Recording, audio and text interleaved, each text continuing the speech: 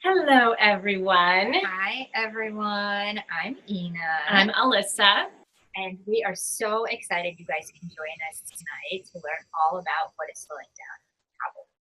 We are here to help you lose weight and keep it off for good. So, in the next 45 minutes, we're going to show you all of the different factors that affect your metabolism and what you guys can do right now to fix it. We're really confident you're going to walk away with tons of information and a lot of practical tips and tricks on what you can do to feel empowered and make the necessary. So please hang out. Thank you so much for taking your time and hang out with us to the end. We have a really special coupon for you. Yeah, something we've never done before. Yeah. So, people always ask Alyssa and I, what is the secret to losing weight? Yeah. And I wish I could tell you the secret because there unfortunately is not one thing. And the reason for that is that we are all really different. So the secret is actually, it depends. And it depends on you, on Alyssa, on me. We're all very different. Just like we look different on the outside, we're completely different on the inside. So what's going to work for one person is not going to work for others. We really have to customize and do something that's very, very individual. And that's how we're going to get such awesome results with weight loss. Yeah, so we're going to get into all of that today and how to know what to do custom for you. That way we can't just give generic answers out today, but there will be Q&A at the end. So Ina and I actually have been working together for nearly 9 years, and we have very different specialties. So with that, we obviously would have two very different paths getting us here as well. Do you want to start? You have a pretty inspirational story of how you got into this. Absolutely. So I actually got into nutrition because of my own health. And, when I was younger, I was not super healthy. I never ate well. My parents actually always, made me want to eat well. But I remember sneaking McDonald's in when they weren't looking. And in college, I think I lived on Twinkies. And, it caught up with me over the years. And, when I was in my mid-20s, I started to have a lot of health issues. I was getting headaches all the time. I was really, really fatigued. I had a lot of digestive issues. And on top of it all, I had really bad skin. I had acne everywhere. And I didn't have it so much as a teenager, but when I was 25, I had acne. I'm like, what's going on here? And so, it obviously got to the point where it was really affecting my life. So I went to see a doctor and, they did a lot of tests and they said, well, everything looks okay. You're fine. I'm like, okay. I'm like, but I don't feel well. So I went to another doctor and then another doctor. And I got to the point where they were like, everything is fine. I think you're just depressed. And I was explaining to them, hello, people, I'm not depressed. Okay, maybe I'm depressed because I'm not feeling well, but I'm not actually depressed. Like something is going on. And people just weren't listening to me. And I knew, I just kept feeling worse and worse. And I knew that something was going on. And at that point, I found a clinical nutritionist who was also a naturopathic doctor. And he was able to actually explain to me what was going on. We did tons of tests, a little bit different than the traditional medical doctors. And I had mercury poisoning. I had thyroid issues. I had Hashimoto's, which is an autoimmune condition. I had overgrowth of yeast and bacteria. I had food allergies and sensitivities. I mean, you name it, I've had it all. And, it was really interesting because I never realized that my diet and lifestyle were affecting me so negatively. And so we started working on things one by one. And as we started to make changes, I felt so much better. Every day I felt better and better. My skin cleared up, my energy got better, my headaches went away. It sounds like one of your client success stories. Yeah. And I work with clients now on all of these things. And so, I just felt so inspired by this. And I thought, wait a minute, if I can help myself, how many other people out there are going to feel this and are going to need this type of advice? And so I went back to school and I was working 2 jobs. I was working my corporate job and going to school. And, I learned everything that I could and started my practice. And 11, actually almost 12 years later, here we are. So that's my story. Now, Alyssa, I know your story is a little bit different. So a little bit. I didn't really know I wanted to do nutrition from the beginning, but you knew you wanted to do it since you were a little girl. Yeah. I actually dreamt of this, and I was challenged by my mother if it was a real job. But hey, mom. So yes, although I work in many areas of nutrition, I specialize in what I'm passionate about. And what I'm passionate about is weight loss, athletic performance, and hormones to optimize metabolism. So really vanity, even though people feel a lot better when they're doing my program as well. So it's a win-win and it's really fun. But like Ina said, I wanted to be a weight loss doctor when I was 13. I remember. So fast forward to college, I was preparing for medical school, and I decided, why don't I just take some nutrition courses? You know, it goes with that whole diet doctor theme that I have in my future. I ended up having a nutrition major, still ready to go to med school, but it was awesome because I got to take all this medical knowledge that I'd gained through the years and pair it with all this nutrition knowledge because I was taking so many nutrition courses. So I think I got an edge for all the kids that were also in my classes because I was coming from this biochem background prior. So with that, I had all these theories and all these ideas for pathways. And this is an area that does not have a lot of funded research. So when you're reading your textbooks and you're just studying like nutrition 101. And if you know a lot about biochemistry in people's bodies, then you can say, hey, wait a minute, there's a lot of missing chapters here. Why don't people lose fat? And that's when I found out there really are no books written on that. So then that became my 20-year-old goal. But so I love it. I have a passion for it. So after college, you know, I did not go to med school. But after school, I worked in research and development for a national food company. I learned a lot there. Then I worked in a hospital, knowing that these were not what I wanted to do, but I learned a lot. And then shortly after, I started working for and then with this highly sought after sports nutritionist. And that was probably the best opportunity I ever had because he worked with professional athletes and he was highly sought after, like I said. So I had access to over 100 clients a week and not only sitting down with them, but I had their charts.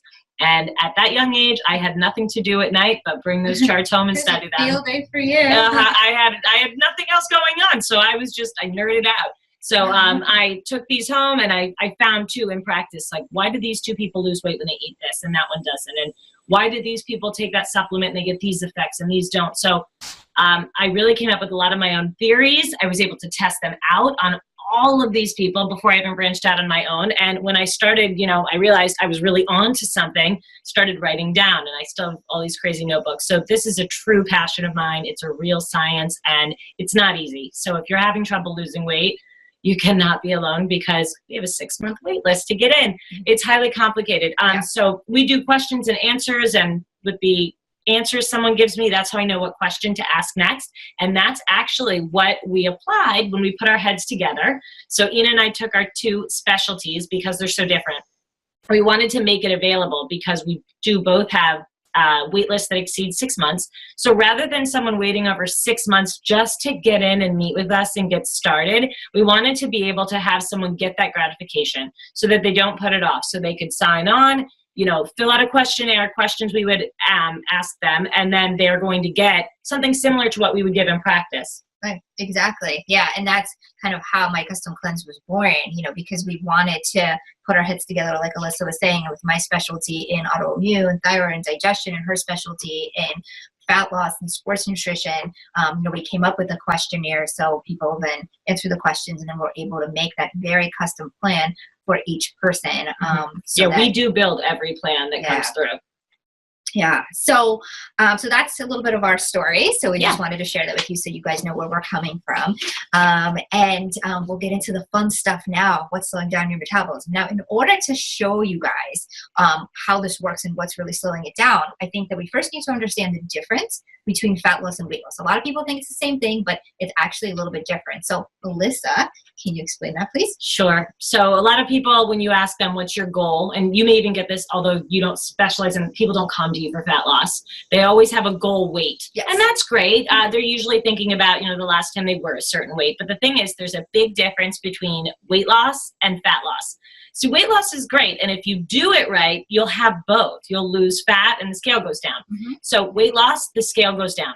It doesn't necessarily mean it's fat. It could be fat, muscle, and water. And fat loss is specifically when your body is burning fat. And the reason we're targeting that is what is sustainable. Muscle and water are always fluctuating. So if you were to lose 6 pounds one week and the next week gain 4 back, you'd probably feel like you failed and you might back off your plan, but really you may have lost 2 pounds of fat that week, which is really the goal. So what we like to highlight is the importance there. That way you can have a realistic goal and know that when you're dieting right and you're eating the way you should be, you're going to be burning fat and keeping muscle. So you're not going to lose 10 pounds a week. Let's be real.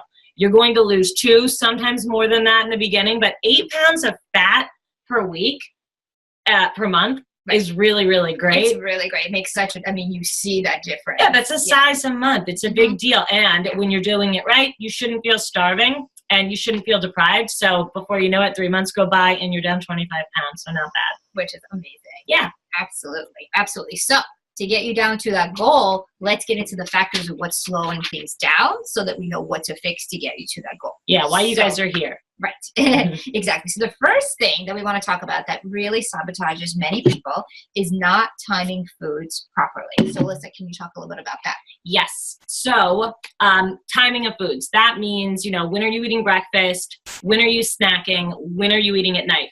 So if you're eating breakfast at the wrong time or you're eating too close to bed or too far from bed, you could be sabotaging your weight loss goals, your fat loss goals. So you could be sabotaging all of your efforts. So I wanted to talk to you about when you should be eating breakfast, when you should stop eating at night, and then signs that you're doing it right all through the middle of the day. So I'm going to give you a test that you can do to figure this out on your own. So in the morning, let's focus on breakfast time. So how to find your ideal breakfast time. Let's first assume that you don't eat within 3 hours of bed. So let's assume you go to bed at 10. Let's say dinner's at 7 and you have to call it quits. This is all a test. So you have to follow directions. So the next day when you wake up, pay attention to the time and be sure to drink 16 ounces of water within that first 30 minutes. Then just pay attention to the clock and take notice of when you start to feel hungry. So if you're up at 6 and maybe you start to feel hungry at 8, write that down because the next day you're going to plan your breakfast and have it all ready by 7:30. So you want to have your breakfast 30 minutes before you get hungry. So many people come to me saying, I know I should eat within the hour I wake up. And that's really common and that's true for some people, but I find it varies and it's not true for everyone. So this is how you can find your ideal time. The goal with breakfast is you want to avoid being hungry.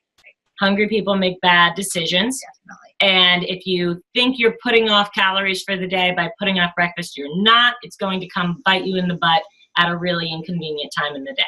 So that's your breakfast time.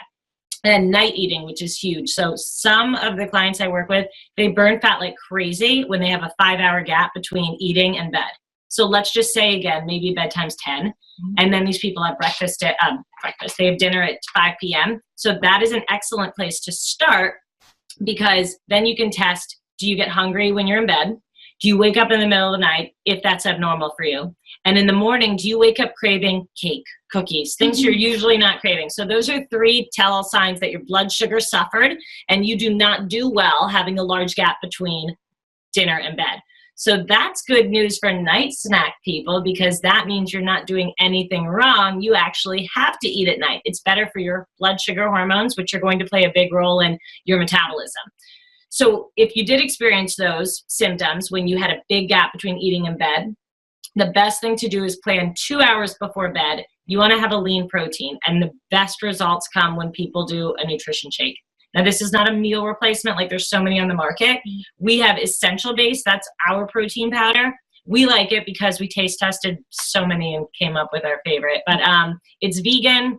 Even if you're not vegan, it tastes great. You can blend it in advance. It's not meal replacement, like I said, so the carbs are really, really low. But blend this with almond milk or cashew milk, unsweetened coconut milk, and you can even add a little cocoa if you want, and have that around like 8 to 9 o'clock. And if you still experience those symptoms, then you're a very special night snack person. You have to add fat, which is like a tablespoon of nut butter, almond butter, cashew butter, and you can have it on celery. So we're getting to more substantial snacks if you start to notice these symptoms even when you do eat in your bed.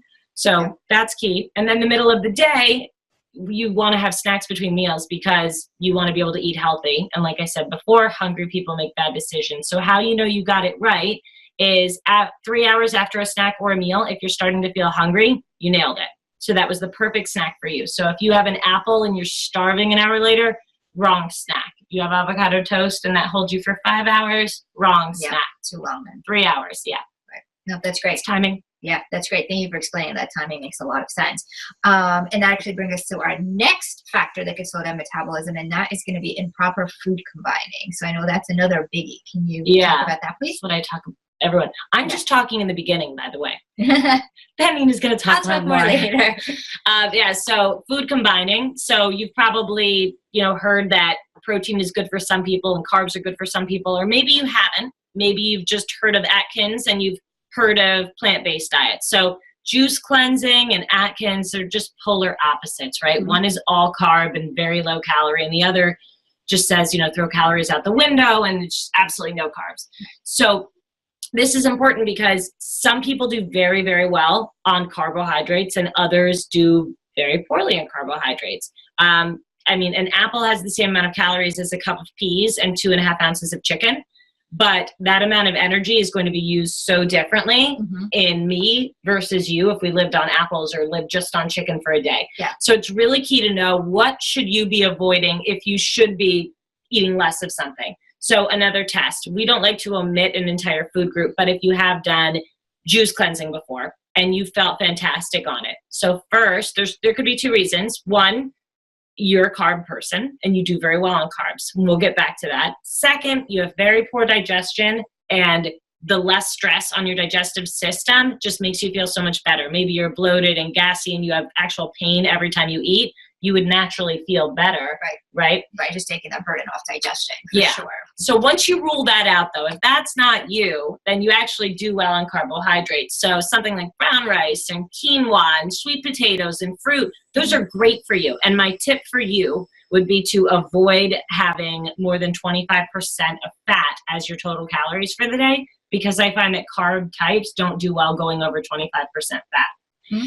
Now, for the opposite, those who have done Atkins or keto and they feel fantastic, like their head's more clear, they have better energy, their sleep is better. Mm-hmm. Yeah, sleep's better, and they feel leaner.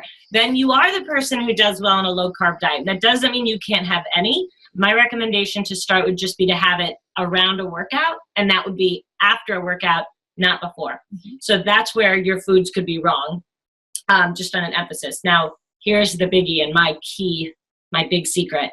Combining wrong, like Ina said before. So you could be eating very healthy. If you combine 2 groups together that shouldn't be together, you're going to store fat. So what do you think pizza, bread and butter, and cake have in common? Besides the word bad. Besides being bad, they're all high in carbohydrates and sugar and fat. Okay, no brainer there. Well, what about avocado toast or a bean salad?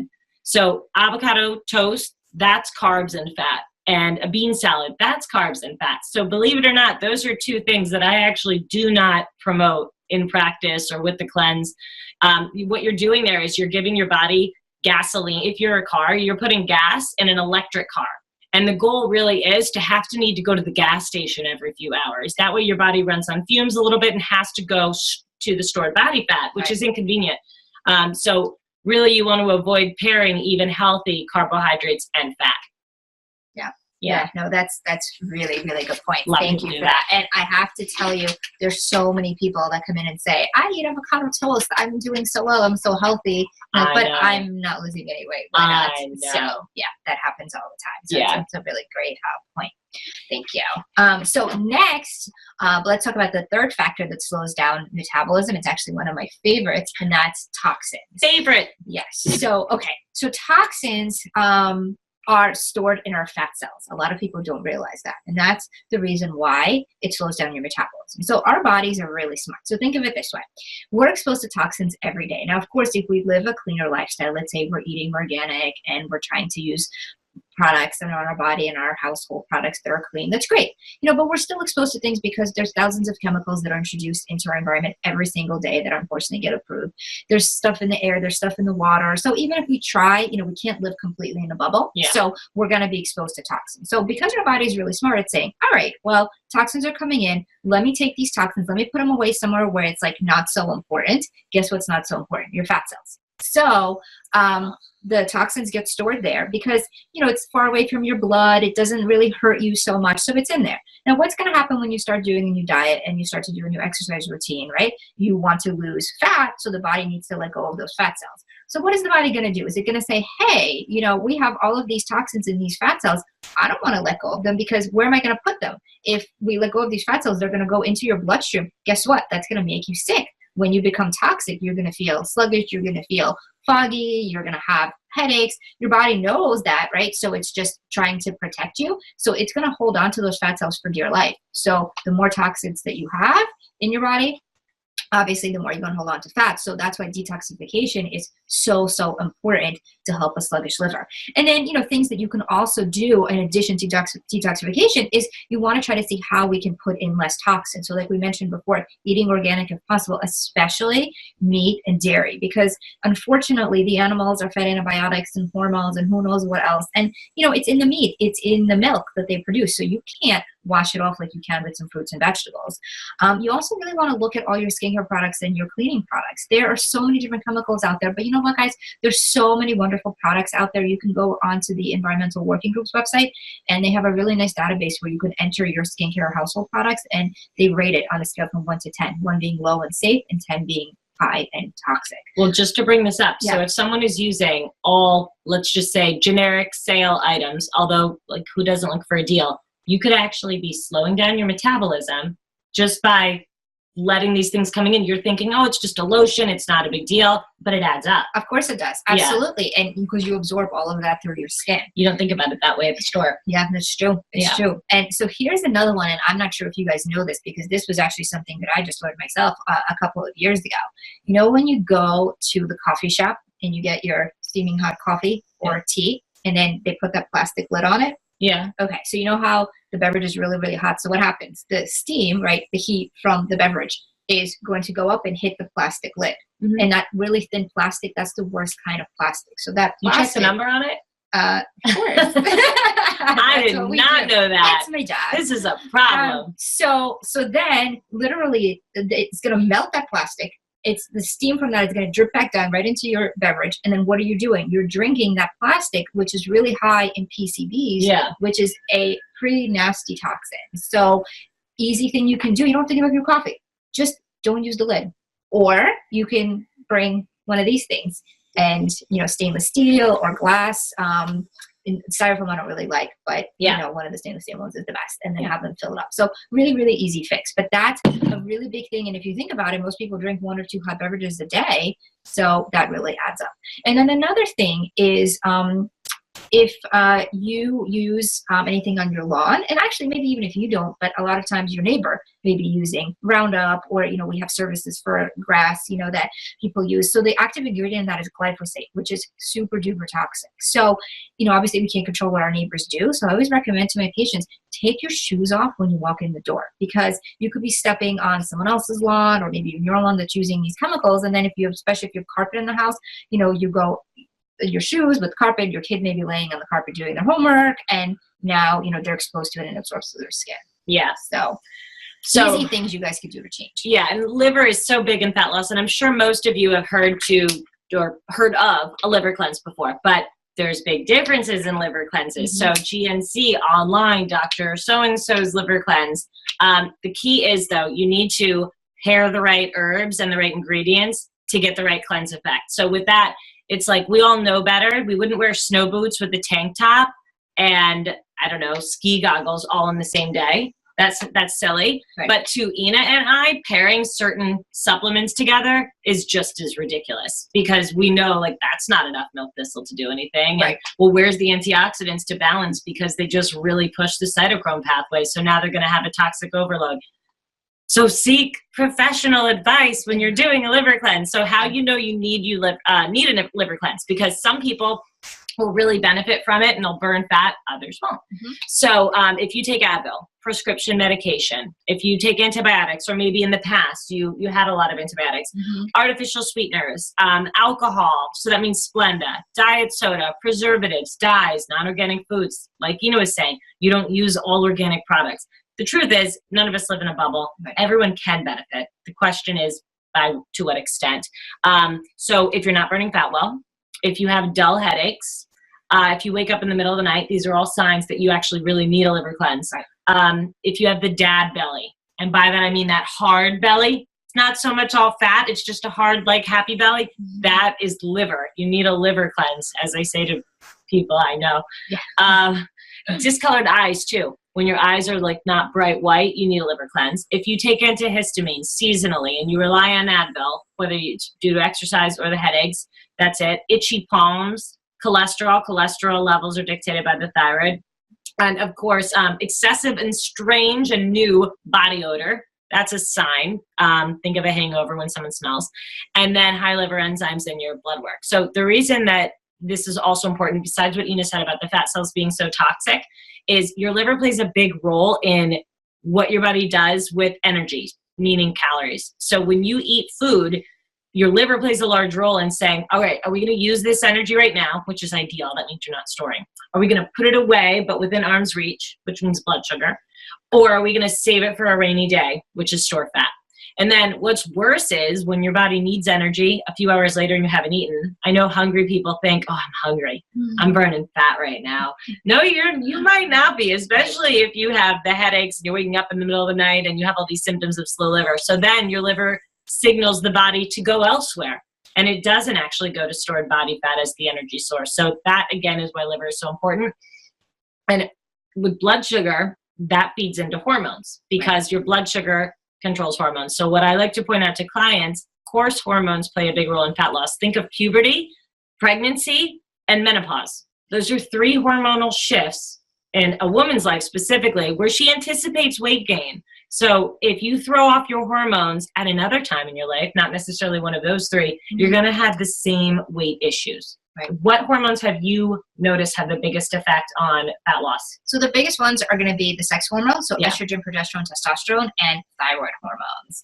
And, with sex hormones, I find that it's not necessarily the exact levels of those hormones, but it's all about the balance. Yeah, and the relativity. Yeah, and specifically with estrogen to the other hormones. So when there's more estrogen than, say, progesterone, we call that estrogen dominance, meaning that you have more estrogen in the body. And what we know is that when your estrogen is too high and you have estrogen dominance, you don't burn fat. It's just plain and simple. You don't burn fat. Yeah. So, with that, Alyssa, can you tell our listeners what are some symptoms of estrogen dominance, how they would know if they are in fact estrogen dominant? Yeah. I mean, you and I have had this discussion so many times where we run into each other's office with blood work and we're like, look at these levels. And we talk about symptoms. So a big thing that people don't realize, so birth control pill is estrogen.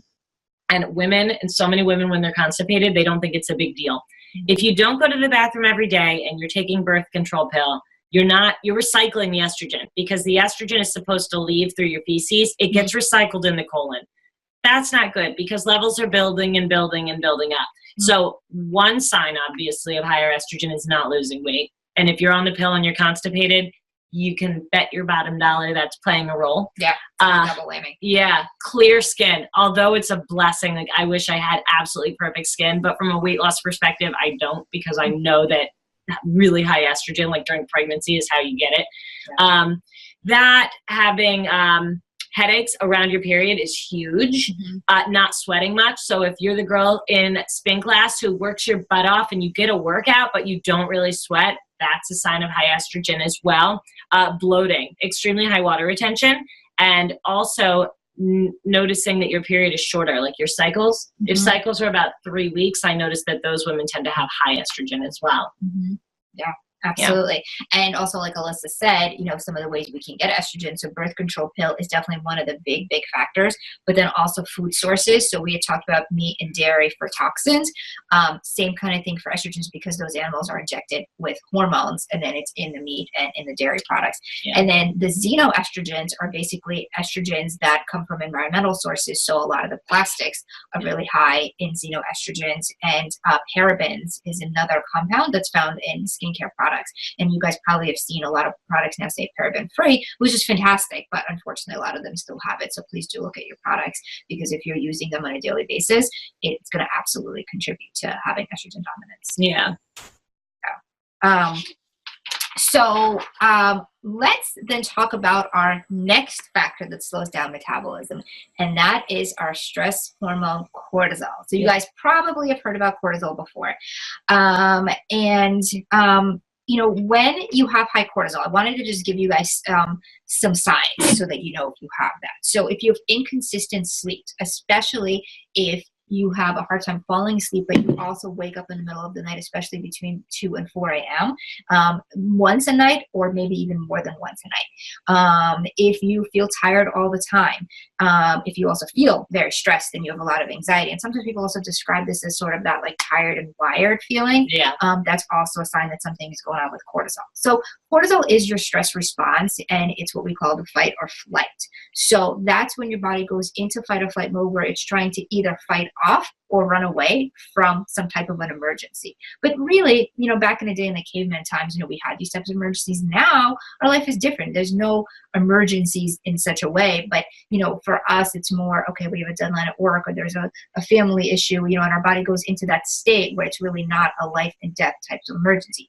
But we understand that obviously things happen in life and we can't change our life. So sometimes there's certain stressors that we just can't control, though we do always recommend, trying to get good sleep, meditation, relaxation, exercise. But again, there's certain things we understand you can't control. But there are physical stressors that we can do a lot about. And so what I find is one of the biggest things that's a physical stressor is blood sugar dysregulation. So what that means is if you're not controlling your blood sugar, meaning that you're not eating properly or following some of the rules that Alyssa talked about earlier, where let's say you're eating way too many carbs and not balancing it properly with either fat or protein or whatever is necessary for your body, your blood sugar is going to go up, down, rather than staying more balanced. And every time that happens, your body has to work overtime to regulate it.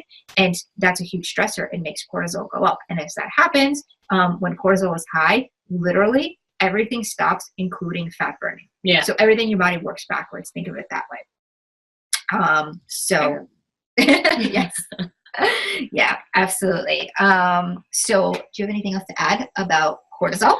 No, because you covered it, but I know that I guess I would just say that we look at cortisol in just about every case that we have in practice. So people come to us when they just can't figure it out. They've gone to every specialist and they've tried everything on their own. So when you've done a liver cleanse, if you've paid attention to the timing that you're eating and you're watching the macronutrients and the estrogen doesn't necessarily apply to you, you should really look into the cortisol, because it does play a huge role in your metabolism for all the reasons that Ina said. Absolutely. Yeah. Absolutely. Yeah. And then the last factor we want to talk about, but certainly not least, is your digestion. So how does digestion affect metabolism, you ask? Well, you guys, in more ways than you probably can imagine. Yeah. So first, with digestion, you guys may have heard of the microbiome, which is basically the balance of all the different bacteria that we have in our intestines. And so we're all supposed to have some bacteria that's good, some bacteria that's bad. The key is for those to be in good balance. So as long as the good and the bad are living happily together, we're okay. If, though, we have more bad and not enough good, and that's something that happens really often from either taking antibiotics or taking certain other medications like NSAIDs, like Advil, steroid use, eating certain foods, specific foods higher in carbohydrates. What about people going on those GERD medications when they don't need to? Exactly. Doctors just saying, like, just take it. Just take the Prilosec. Prilosec, Nexium. Yeah, exactly. So when that happens, the bad bacteria, the bad yeast, parasites, a lot of these things start to overgrow and the good guys die down. And taking probiotics is wonderful, of course, but in some cases, the bad bacteria can have really like a big leg up, and probiotics may not be enough, and that's when doing very specific digestive cleansing can be really, really helpful. But how that's linked to your metabolism is that your neurotransmitters are actually produced in the gut. So neurotransmitters are things like serotonin, epinephrine, norepinephrine, dopamine. A lot of these things are going to regulate your mood, but also your cravings. So a lot of people are going to crave sugary foods, fatty foods, unhealthy foods because the neurotransmitters are in balance, and they're in balance because the gut is off. So that's that relationship between gut infection and metabolism. The other thing is that when you have these infections, and I'm talking about the bacteria, the parasites, the yeast, and we all have it to some degree, it's just some people have it to a lot of a higher degree, then that is also stress to the body, because any type of chronic infection like that, your immune system is trying to fight it, but it can't because it's chronic. It's been going on for a long time. And so the immune system is just going at it, and that creates a lot of stress, which then is going to bring up cortisol. And that goes back to the point we just talked about earlier, where cortisol, when that's high, you stop burning fat. So it's kind of like a double whammy with digestion and cortisol. Yeah. So what would you say is key? If someone can't lose weight and they have really poor digestion, what's the first thing that they should probably do just to stimulate and give it a shot without like coming to see you and doing all the testing? I mean, the first thing I would say is you need to really cut out a lot of the potentially allergenic foods from your diet. So those would be things like gluten, dairy, for some people, soy, corn. Yeah. Those are like the top things. Start there. Yeah, exactly. Start there just to kind of clean things up a little bit. Yeah. And then, if possible, do something to help to cleanse out even if it's something broad spectrum, to cleanse out some of the bacteria. We love our full cleanse that gives the food plan and everything, but we have a kit. It's a custom kit, and it's called the Bloated Girl Cleanse. I love that name. Yes. And that was because we were finding that people were asking us or emailing us, like, what product can I take because I have all these symptoms? And we thought, well, geez, it's just like the analogy of someone putting on like snow boots and a tank top and, snow goggles that day. It's silly. We wanted to give people the synergistic right combinations, and the Bloated Girl Cleanse or Bloated Girl Kit really has the synergistic blend to get rid of digestive issues, make sure that you're not constipated, and just like flatten the belly. Right. So that might be a good idea too. Absolutely. Absolutely. Yeah. And then the other thing too, just thinking about all of this is, not properly breaking down the food. So if you have, some of this overgrowth, and sometimes people may not even have overgrowth, if they just have a really low enzymes, really weak digestion, that also kind of goes into the digestive category, and how that can slow down your metabolism is, if you think about it, let's just say you're eating really healthy. So, you're having grilled chicken with a little bit of sweet potato and lots of veggies, you're keeping your fat low, you're doing everything right, but you're not digesting things well. So you're eating these amazing foods with lots and lots of nutrients, and guess what? They're coming right out. You're not getting those nutrients. So if you don't get those nutrients in, then they're not going to go into your body to then work to help your metabolism.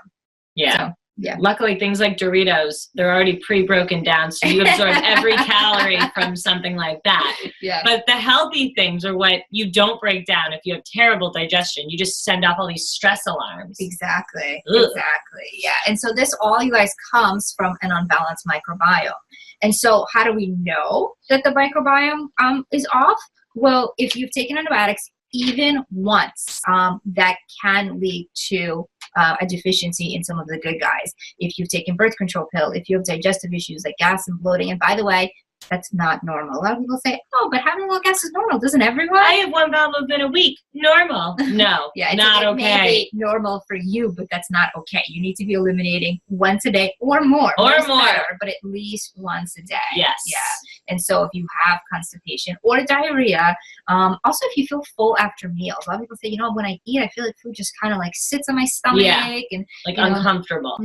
Yeah. So that's another sign that something's going on digestively that can lead to slow metabolism. So you need to go after your digestion if that's you. That is playing a big role in your inability to lose fat if things are slowing down. Right. Exactly. And, these things also can make you actually sensitive to food. So you may never have a food allergy initially when you were younger, or food sensitivity, but when you have this overgrowth, it actually breaks down your intestinal lining and then creates what we call leaky gut, and that's kind of a whole bunch of stuff that we don't really have time to go into today. But what you guys need to know is that when you have a microbiome that's not balanced well, then there's a very good chance you could become sensitive to foods, even very healthy foods, such as broccoli or rice. I mean, it could really be anything. Yeah, things you've been eating a lot of too. Yeah, absolutely. All right. So that was a mouthful, huh? No, I think we did it pretty good timing, and we've gone into so much, but I know that we want to show you a few success story pictures. We have some pictures of that, and then we're going to get into just a deal, our coupon and the code, and what we're going to give. Yeah. And then we're going to do questions and answers. So this won't take long. Let me just... Yeah, and while Alyssa is pulling that up, I just want to say that, as we talked about initially, it obviously is not a one-size-fits-all approach. And, just want to tell you guys, we're here to help, so you don't have to do it by yourself. Yeah, exactly. So we have some success story pictures, and we'll just page through them. So this is someone that we worked with for about 9 months. Someone who just, they found a plan that worked for them and they just kept applying it. She actually made the cover of a magazine because of her story being so inspirational, which was awesome. But she was down 150 pounds. And naturally, when you lose that much weight, not everyone has that much weight to lose. When you have that much weight to lose, you'll lose some muscle. But I think, she did a test. You guys can test your fat, muscle, water, You can test it at most of your gyms. I think even a YMCA does like water weighing tests. Yeah. She was only down 15 pounds of muscle throughout that entire thing. So it was fantastic because it showed her that she was burning fat. You know, the way she was eating was ideal and sustainable. And that after picture was 2 years ago. And she still looks like that. So that is so inspirational. I love that. Yeah. Oops. All right. This person, one of my favorites, she has to stay, or their face hidden, but that's fine. So this is just 3 months apart. And if you can see, it's a big difference. Different dress, but similar. And she looks fantastic. She still follows her plan. But I haven't seen her in a while, but she sent these to me and was so happy to share them. So that's fantastic. Here's one of our star success stories too. The picture on the left was kind of like post-baby, obviously not right after a baby, but then she just picked up her eating and like got very diligent. She's been eating the same way now for, I think, a year. And that is truly what she looks like on the right. That is not Photoshop. Now, clearly, with abs and muscles like that, she goes to the gym, guys. Not everyone who does our plans and works with us goes to the gym like that. But when you are eating right and working out, you will get those results. It's definitely 80-20 food exercise, don't you think? Yeah, I agree. Yeah, food big time. Yeah. And this, we have really nice guy. So he's down about 40 pounds. And as you can see on the left, just like kind of average Joe. And on the right, I don't know if you can see like the difference because he did shirtless, but it's a huge difference. There's ab definition, his belly button's flat. That takes a long time for that to happen. So he's done fantastic. And we have Tiffany, who's done amazing. She is down 80 pounds. And once again, just follows the plan. The plan is livable, so it's not like she's struggling, which is awesome. Yeah. And here we have someone who's actually wearing the same sweater in the beginning and in his after photo. He so proudly showed me this before and after. I think these were a few months apart.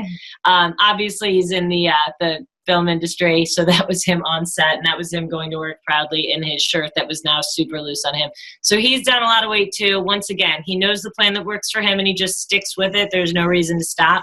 So super proud of our success stories, and we always love when people send us more, but we wanted to keep it short and sweet for you guys. Yeah. So thank you so much for joining us, and thanks for the questions. So check out the deal that you'll be getting, and we'll be looking forward to making your cleanse. Yep. And if you guys have any questions, you can also email us at answers@mycustomcleanse.com. If you think of any questions after this, you can also like us on Facebook. You can post your questions on our Facebook wall. We're also doing video blogs. All right.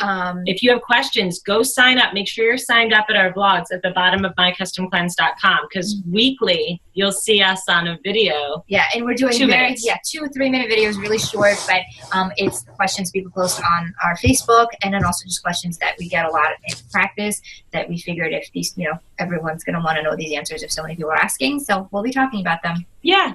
All right. Well, thank you so much, guys. Thank you. Have a wonderful night. Bye. Bye.